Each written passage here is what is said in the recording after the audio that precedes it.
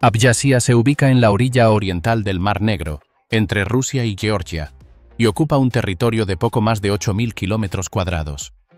Sus montañas forman parte de la cadena del Gran Cáucaso, con cimas cubiertas de nieve que superan los 3.000 metros, mientras en la franja costera se extienden huertos, playas y pueblos que viven de lo que produce la tierra y el mar.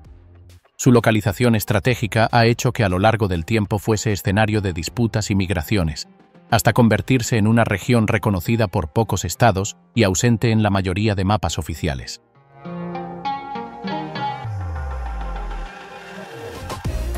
En este espacio reducido se encuentran más de 130 lagos de origen glaciar, fuentes minerales con composiciones únicas, cavernas que alcanzan profundidades extremas y una costa donde el agua se vuelve irrespirable más allá de los 200 metros de profundidad por la presencia de gas sulfídrico.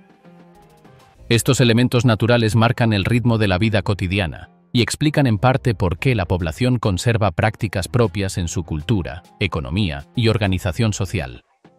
¿Cómo se vive realmente en un lugar que existe para quienes lo habitan, pero sigue siendo invisible para el resto del mundo?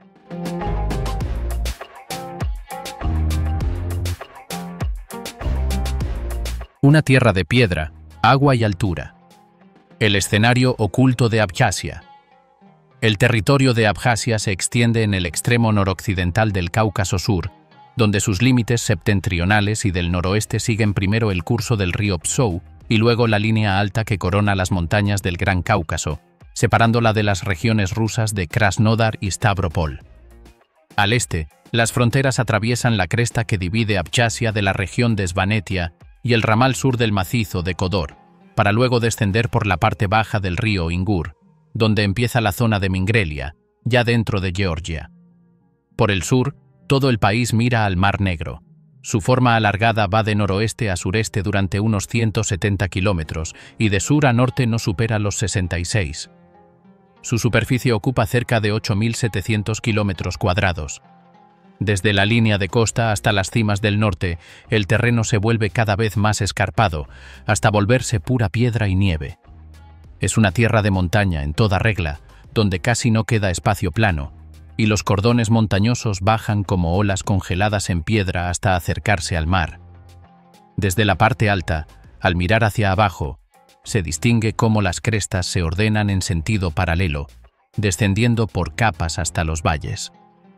Esos cordones de piedra están flanqueados por colinas y laderas quebradas que, más al sur, se transforman en una franja costera baja y fértil. En la parte occidental del país, la llanura aparece solo en las desembocaduras de los ríos, pero al este de la capital se ensancha y se convierte en una zona continua, que llega a la depresión de Samurzacán, junto a la frontera oriental.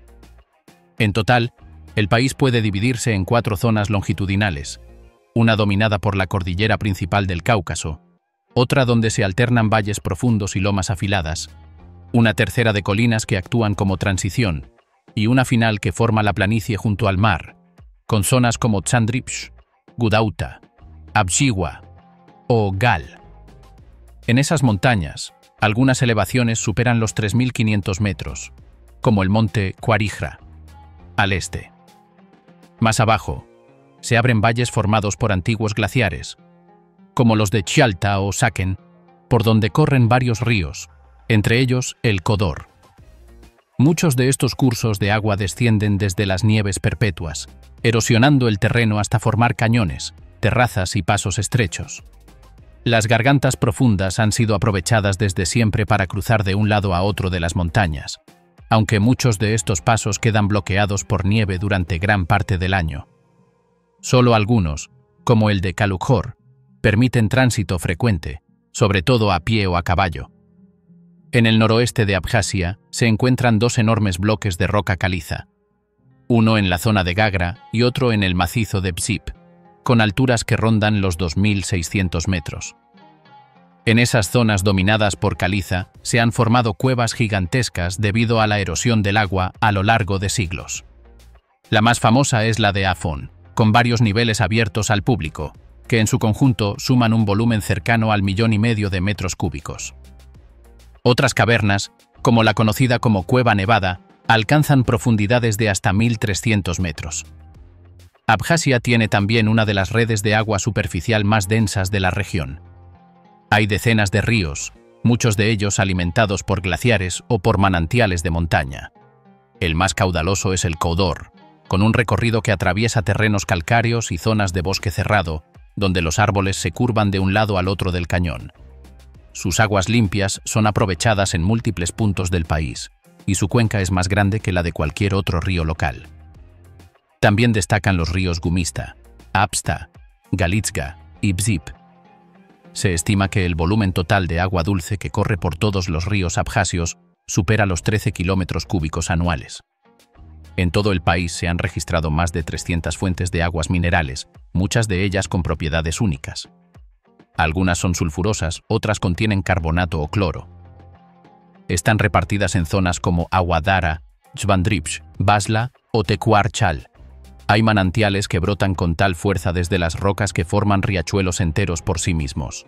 Uno de los más impresionantes es el Reproa, en Gagra, que apenas recorre 20 metros antes de desembocar en el mar, lo que lo convierte en uno de los ríos más cortos del mundo.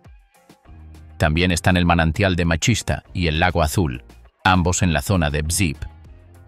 Además de los ríos, en las zonas altas hay más de 130 lagos, muchos formados por antiguos glaciares o por deslizamientos de tierra que bloquearon valles enteros. Algunos se encuentran en zonas de fractura tectónica y tienen gran profundidad. Otros están en zonas calcáreas y son lagos kársticos. También hay pantanos, humedales y zonas encharcadas a lo largo de la llanura costera.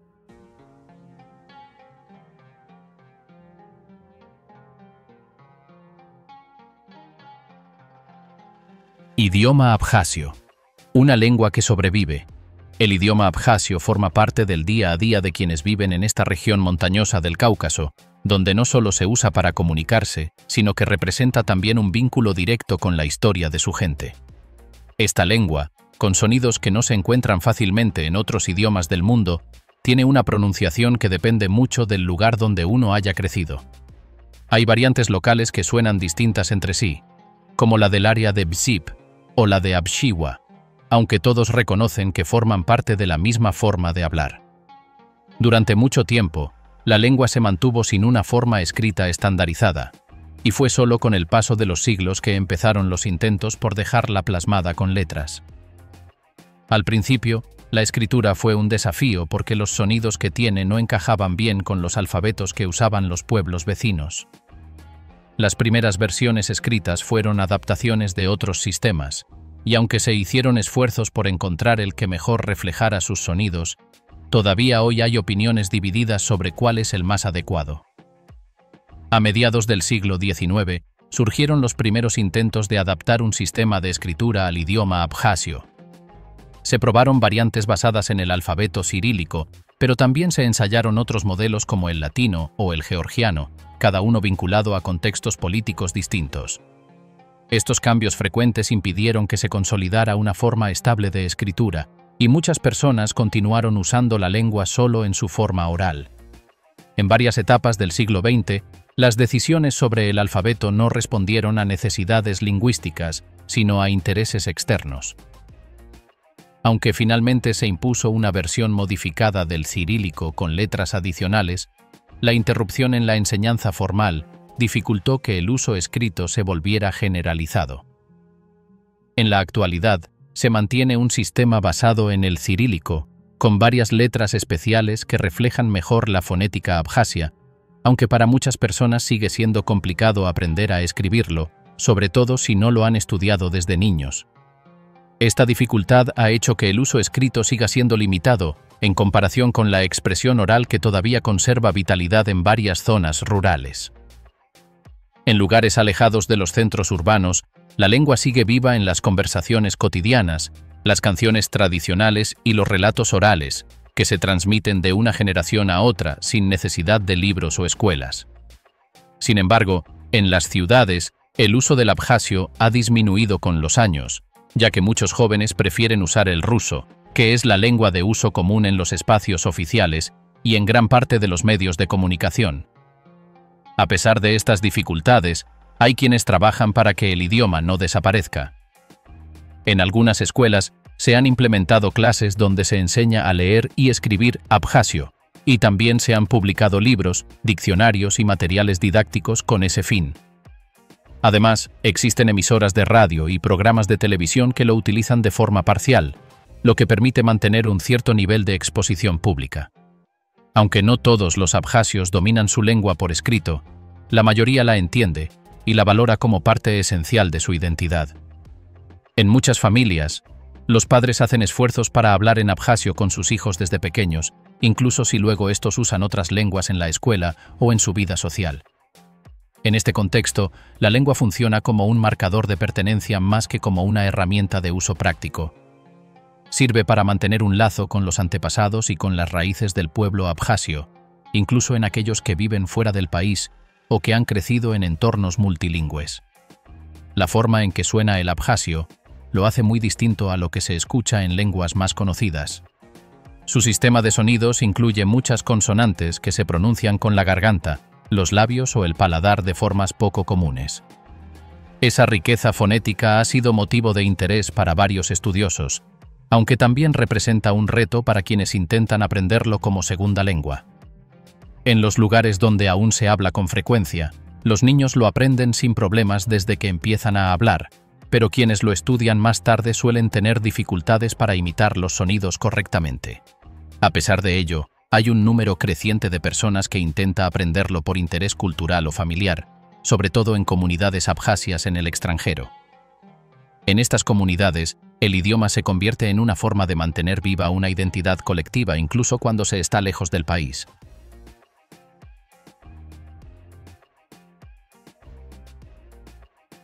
A lo largo del tiempo, el idioma abjasio atravesó etapas de mayor o menor visibilidad pública, marcadas por decisiones que no siempre respondían a las necesidades de quienes lo hablaban.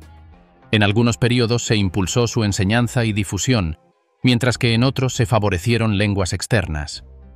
Esa falta de continuidad interrumpió su transmisión formal y dejó vacíos en generaciones enteras. Aún así, el idioma logró resistir y mantenerse en muchas familias, sobre todo en las que vivían fuera de los grandes centros de poder. Después del colapso soviético, hubo un intento por recuperar lo que se había perdido. Se crearon instituciones dedicadas al estudio del idioma, se organizaron cursos y se elaboraron nuevas gramáticas adaptadas a los tiempos modernos. También se impulsaron concursos literarios, publicaciones periódicas y programas radiales en lengua abjasia como una forma de fomentar su uso público. Aunque estos esfuerzos han tenido cierto impacto, el número de hablantes activos no ha crecido de forma notable.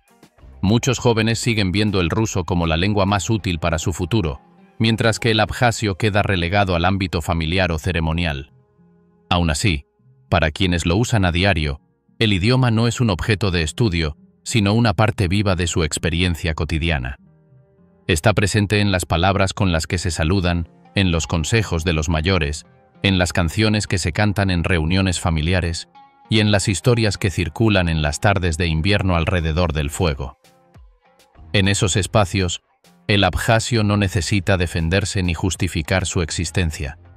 Simplemente fluye como lo ha hecho durante siglos, con sus sonidos complejos, sus formas únicas de nombrar el mundo y su papel como hilo invisible que une a quienes lo pronuncian. Al mismo tiempo, los hablantes actuales reconocen que la situación del idioma no es sencilla. Saben que se necesitan más recursos, más profesores capacitados y más espacios donde se use de forma natural.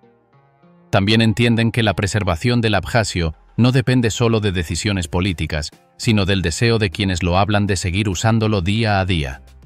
En ese esfuerzo, cada conversación cuenta, cada niño que lo aprende es una semilla, y cada historia contada en abjasio es una manera de asegurarse de que la lengua no desaparezca.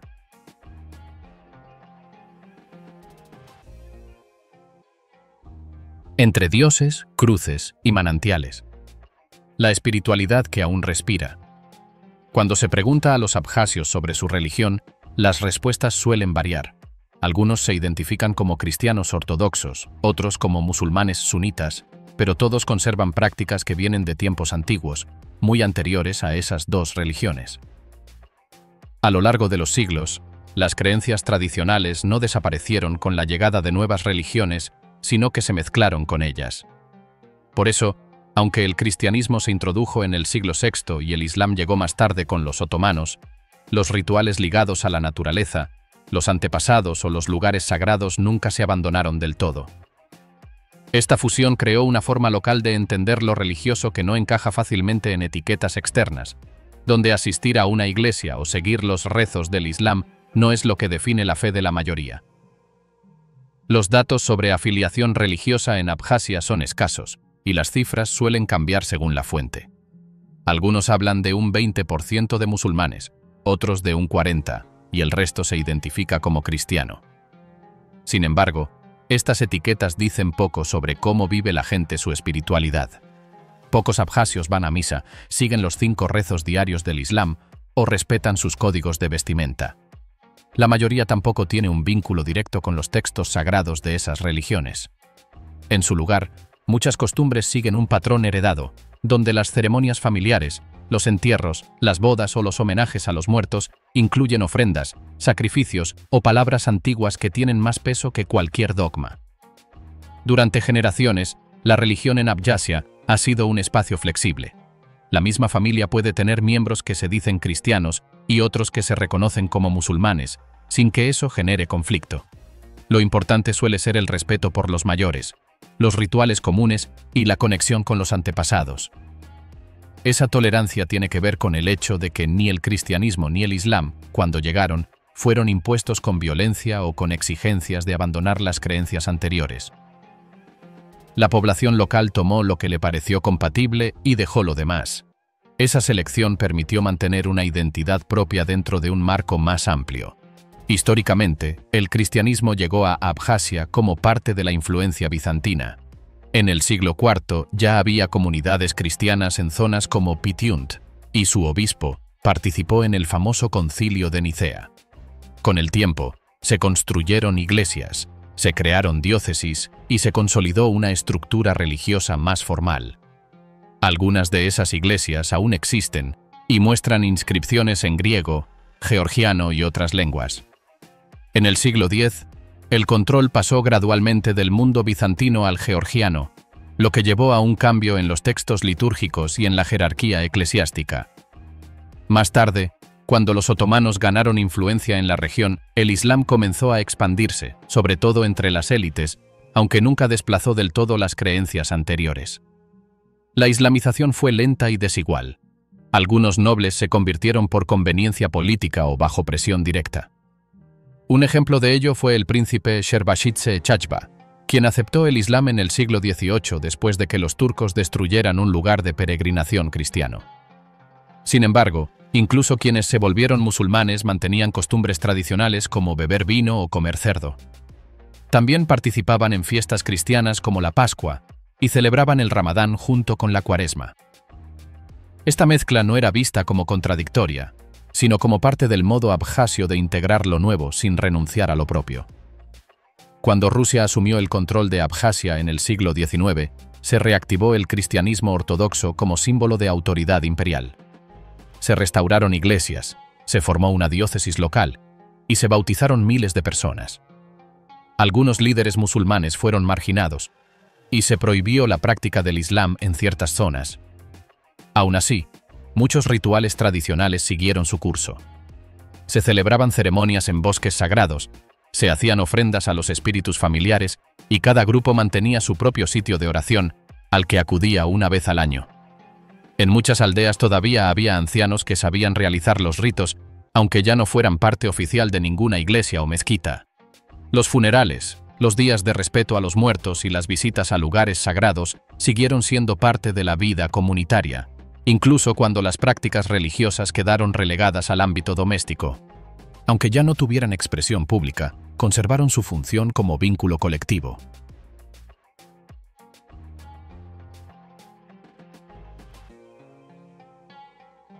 De la colmena al puerto.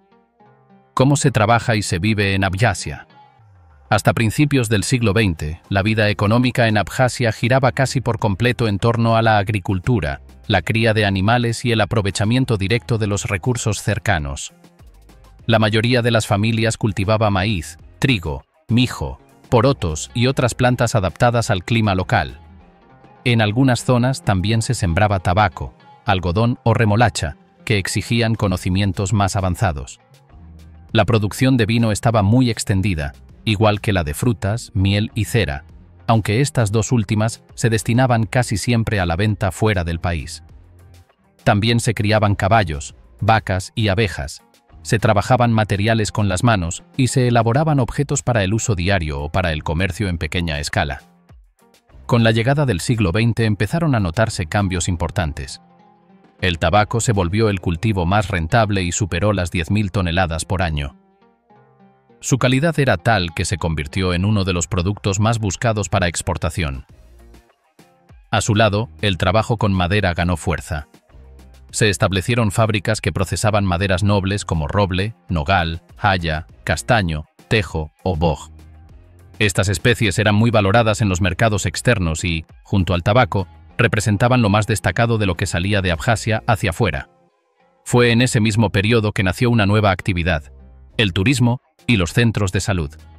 Médicos, nobles y empresarios empezaron a adquirir terrenos en zonas como Gagra o Sukhum, donde se levantaron hoteles, sanatorios y complejos para visitantes. En esa misma etapa se construyeron centrales hidroeléctricas, se asfaltaron carreteras que unían Abjasia con Rusia y el Cáucaso Norte, y se activaron rutas marítimas que conectaban Sukhum con otros puertos del Mar Negro. A partir de los años 20 y 30, la vida rural empezó a adquirir un carácter más comercial. Se impulsaron las plantaciones de té y cultivos de largo plazo como los cítricos o las plantas oleaginosas. También se inició la exploración de recursos minerales y se levantaron nuevas instalaciones médicas. En los años 30 se fundó Tecuarchal, una ciudad minera que más adelante se convirtió en el principal polo industrial del territorio. En ese momento, la industria representaba más de un tercio del total económico y las ciudades comenzaron a crecer. Desde los años 50 hasta el colapso de la Unión Soviética en los 90, Abjasia vivió una etapa de grandes transformaciones.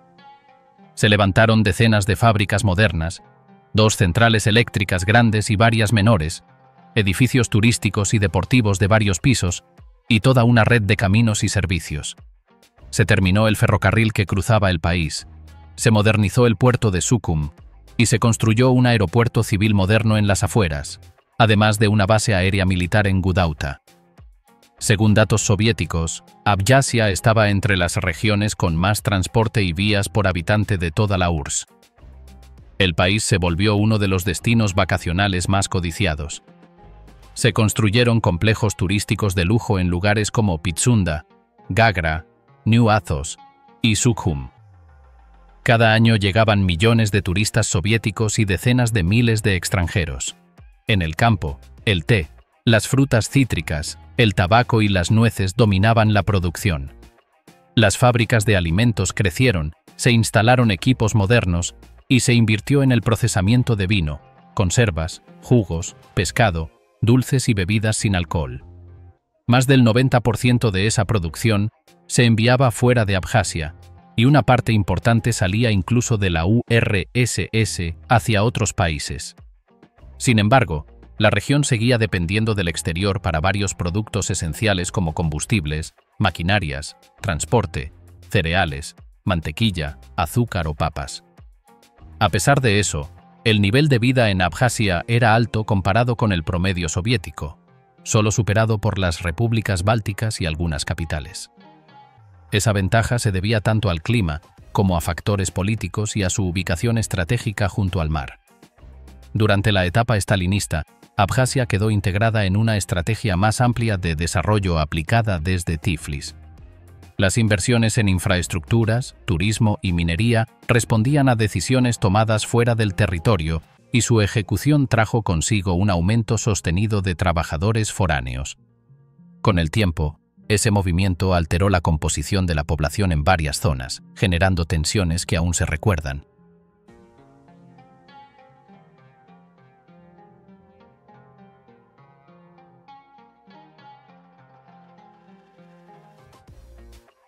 Lo que hacen las manos, casas, vestidos y símbolos de identidad. Desde hace generaciones, las mujeres de Abjasia han trabajado el bordado sin pausa, con técnicas heredadas dentro de cada familia. El hilo se mueve entre las manos sin necesidad de patrones escritos, siguiendo diseños que solo ellas conocen y repiten desde la infancia. Las figuras geométricas dominan el tejido, igual que los colores fuertes que resaltan sobre el fondo oscuro de las telas. La ropa tradicional femenina suele incluir una blusa larga ajustada, decorada con cintas, lentejuelas o motivos cosidos a mano. El cinturón marca el cuerpo y la falda llega hasta los tobillos. El pañuelo en la cabeza no cubre el rostro, solo sostiene el cabello recogido. En los días festivos, las niñas llevan vestimentas similares, aunque más simples. En los trajes masculinos, el negro, el blanco y el rojo son los tonos más comunes. Llevan una chaqueta recta, con bolsillos en el pecho donde antiguamente se guardaban cartuchos. Sobre ella, un cinturón ancho sujeta una daga curva, que se usaba tanto para defensa como en ceremonias. El gorro de lana o fieltro remata el conjunto, a veces con forma redondeada, otras puntiaguda, según la zona. Los trajes de boda reúnen los elementos más elaborados. El vestido de la novia incorpora bordados dorados, mangas más amplias, encajes en el cuello y detalles finos que tardan semanas en completarse. En algunos casos, se añaden perlas falsas o placas metálicas. El del novio repite el estilo de gala: chaqueta larga, pantalones ceñidos, cinturón cruzado y arma ceremonial. Estas prendas no se hacen por encargo, sino que se transmiten dentro de las familias y se prestan entre parientes. Los telares artesanales siguen activos en algunos pueblos, sobre todo en zonas de montaña, donde el acceso a ropa industrial sigue siendo limitado. Muchas mujeres trabajan en casa y venden lo que producen en mercados locales. Hay talleres colectivos donde se forman niñas y jóvenes, no como en una escuela, sino como parte de la rutina doméstica. Aprenden a hilar, teñir, cortar, unir piezas y bordar con precisión. Cada error se nota, cada puntada mal dada queda fuera de lugar. Los pueblos muestran una unidad visual que no responde a reglas impuestas, sino a una continuidad cultural. Las calles no siguen un trazado recto, sino que se adaptan al terreno. Las casas no se alinean en filas, sino que mantienen cierta distancia para preservar la intimidad y permitir el cultivo de la tierra. En los pueblos de llanura hay más espacio, mientras que en zonas montañosas las casas se agrupan en terrazas. La iglesia del pueblo o el edificio comunal suelen estar en el centro, pero sin imponerse al resto. Los cementerios están al borde, a menudo entre los árboles. Las tumbas tienen lápidas de piedra tallada, algunas con inscripciones en abjasio, otras en ruso o georgiano. Los símbolos religiosos varían según la familia, pero predominan las cruces sencillas, los relieves florales o los dibujos de manos entrelazadas. En algunas tumbas se colocan retratos en cerámica o se graban escenas de la vida del difunto. Los monasterios antiguos, como el de Bedia o el de New Athos, muestran otra dimensión del arte abjasio. Sus muros de piedra caliza tienen relieves que mezclan figuras humanas, animales y signos religiosos. Las cúpulas redondas, las arcadas dobles y los capiteles tallados responden a un estilo propio del Cáucaso. Aunque muchas pinturas murales se han perdido, en algunas capillas sobreviven fragmentos de frescos con escenas religiosas, vestimentas litúrgicas y motivos florales. El color rojo oscuro, el azul profundo y el dorado tenue son los tonos más usados. Las columnas interiores no son ornamentales, sino estructurales, y el espacio se organiza en torno a un altar semicircular. En ciertos monasterios aún se celebran ritos, sobre todo durante fechas religiosas importantes. Los monjes viven en pequeñas celdas, sin comodidades modernas, y mantienen los horarios antiguos de oración, silencio y trabajo físico. La población local visita estos lugares más por respeto que por devoción, aunque muchos siguen llevando velas, dejando ofrendas o tocando las piedras como gesto simbólico.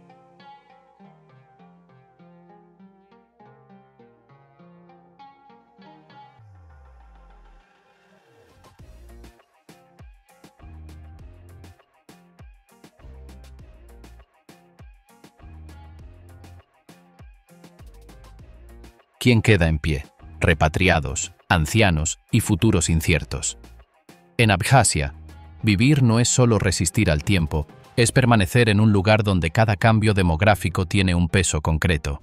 Desde las montañas hasta la costa, la distribución de la gente revela mucho más que cifras. En las ciudades, las calles muestran signos de concentración urbana, con bloques habitados por generaciones nuevas, mientras en muchas aldeas se multiplican las casas vacías. Las estadísticas más recientes revelan que poco más de la mitad de la población es Abjasia, aunque los registros no siempre coinciden con la realidad cotidiana. Los censos oficiales apuntan a que la población total ha aumentado en unos pocos miles en los últimos 10 años, pero ese crecimiento no ha venido de nacimientos, sino de retornos y movimientos internos. A pesar de los números, las defunciones superan a los nacimientos, y en varias zonas rurales hay más entierros que partos. El envejecimiento de la población es un fenómeno visible en los mercados, en las escuelas y en los hospitales. El gobierno ha intentado enfrentar esa tendencia promoviendo el retorno de abjasios del extranjero, sobre todo desde Turquía, Siria, Jordania y otros países donde existen comunidades dispersas. La ley de repatriación, vigente desde los años 90, busca facilitar su regreso, pero el proceso no ha sido ni simple ni masivo. Muchos de los registrados oficialmente como repatriados nunca han vivido en Abjasia de forma permanente. En números recientes, la cifra total de retornados que realmente residen en el territorio no supera los 3.000. La mayoría proviene de Turquía, donde las redes familiares e identitarias siguen siendo fuertes. Pero las condiciones económicas y de vivienda en Abjasia no siempre permiten una integración inmediata. Algunos regresan, prueban unos años y vuelven a marcharse. Otros se instalan en los alrededores de las ciudades, especialmente en distritos con servicios disponibles. A menudo dependen de redes de parientes para conseguir techo, trabajo e incluso acceso a salud. Hay casos donde los recién llegados se incorporan a barrios ya formados, y otros donde deben adaptarse a pueblos semivacíos, donde faltan infraestructuras mínimas. En las ciudades costeras, la vida adquiere un ritmo distinto. Estudiantes, trabajadores temporales y algunos repatriados conforman entornos donde los vínculos tradicionales conviven con nuevas formas de relación. Allí, la identidad abjasia no desaparece, pero se adapta a realidades más cambiantes, marcadas por el tránsito, la diversidad y las exigencias de la vida urbana. Aunque los abjasios siguen siendo el grupo mayoritario, conviven con georgianos, armenios, rusos y otras minorías que han resistido los vaivenes políticos y las fronteras fluctuantes.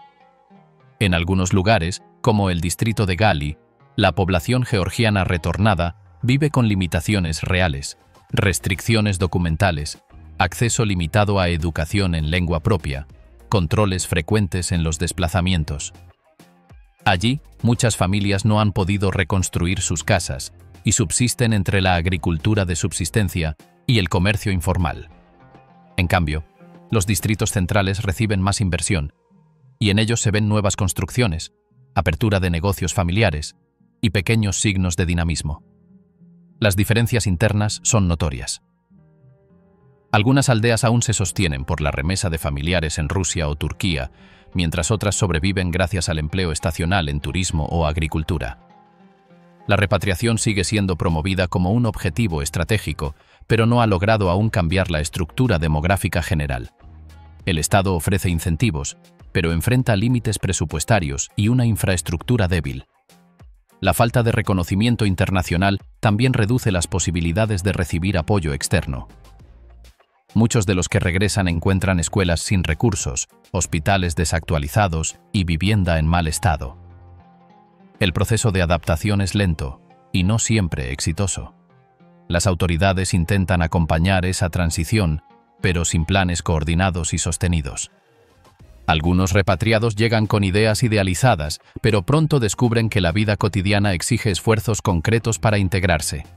En varias zonas hay comunidades mixtas que han logrado construir relaciones sólidas, compartiendo mercados, celebraciones y problemas comunes. En otras, persisten tensiones silenciosas que dificultan la cohesión social.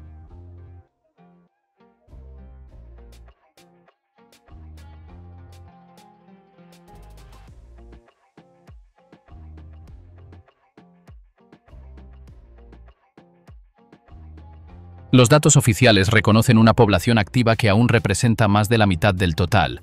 Ese grupo es clave para sostener servicios, producción y vida comunitaria. Sin embargo, los empleos son escasos, los salarios bajos, y muchas personas trabajan en actividades informales. La migración hacia Rusia sigue siendo una opción para miles, especialmente entre hombres jóvenes que envían dinero a sus familias. La fuga de cerebros también afecta al país. Profesionales formados que no encuentran oportunidades locales optan por instalarse fuera. En contrapartida, algunos abjasios del exterior vuelven para emprender negocios, sobre todo en gastronomía, construcción o agricultura, trayendo nuevas ideas y contactos útiles. Esa minoría ha contribuido a dinamizar algunos sectores, aunque sin cambiar el cuadro general. El crecimiento urbano no ha venido acompañado de planificación territorial.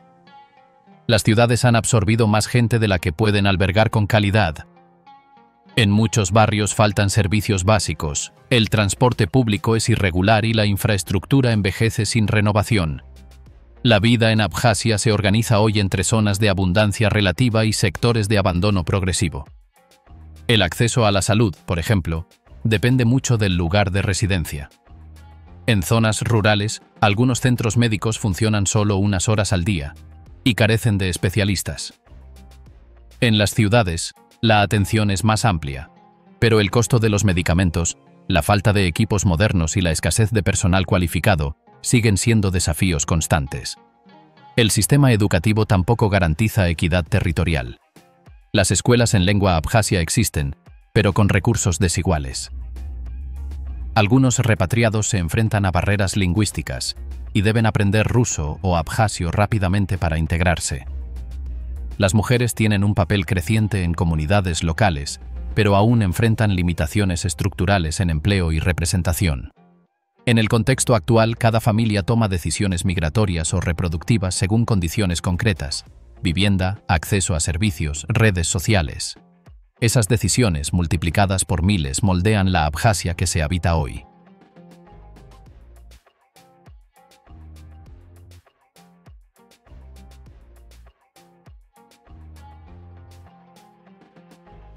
No basta con nacer. Vivir como abjasio es recordar cada gesto.